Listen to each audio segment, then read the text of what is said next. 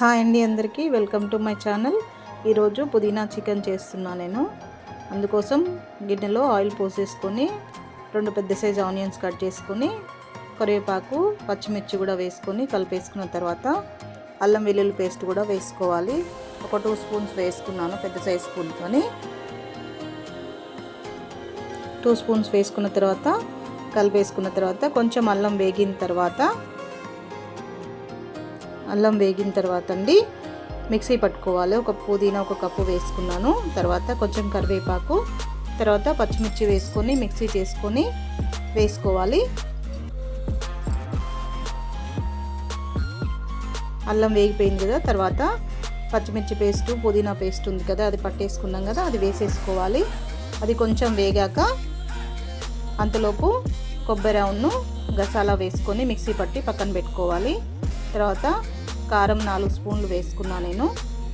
2 స్పూన్లు మిక్సీ పట్టి పెట్టాను కదా కోకోనట్ పేస్టు, అది కూడా 2 స్పూన్లు పెద్ద స్పూన్ వేసుకున్నాను నేను.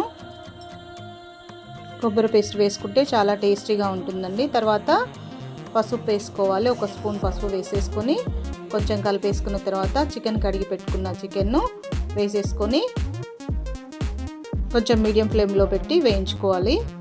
తర్వాత కొంచెం వాటర్ వచ్చేస్తాయి. 2 స్పూన్ల గల్లుప్పు వేసాను నేను. గల్లుప్పు వేసుకొని కలుపుకున్న తర్వాత కొంచెం మూత పెట్టి వాటర్ వచ్చే వరకు ఉంచాలండి. ఇలా ఆయిల్ తేలుతుంది కొద్దిసేపు పెడితే. తర్వాత ధనియాల పొడి 2 స్పూన్లు వేసుకున్నాను నేను. వేసుకున్న తర్వాత కలిపేసుకొని కొంచెం వాటర్ పోసుకోవాలి. ఒక చిన్న గ్లాస్ వాటర్ పోసుకుంటే సరిపోతుంది.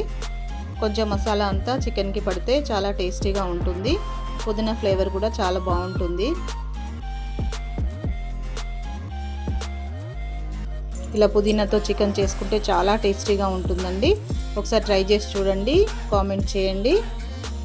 ఇలా వాటర్ పోసుకున్న తర్వాత కొంచెం మీడియం ఫ్లేమ్లో పెట్టుకొని కొంచెం బాయిల్ అయ్యాక మసాలా, ఒక గరం మసాలా 1 స్పూన్ వేసేసుకొని తర్వాత కొత్తిమీర వేసేసుకొని స్టవ్ ఆఫ్ చేస్తే చికెన్ చాలా టేస్టీగా ఉంటుంది.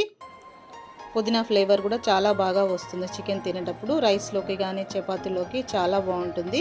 థ్యాంక్ యూ అండి. సబ్స్క్రైబ్ చేసుకోండి.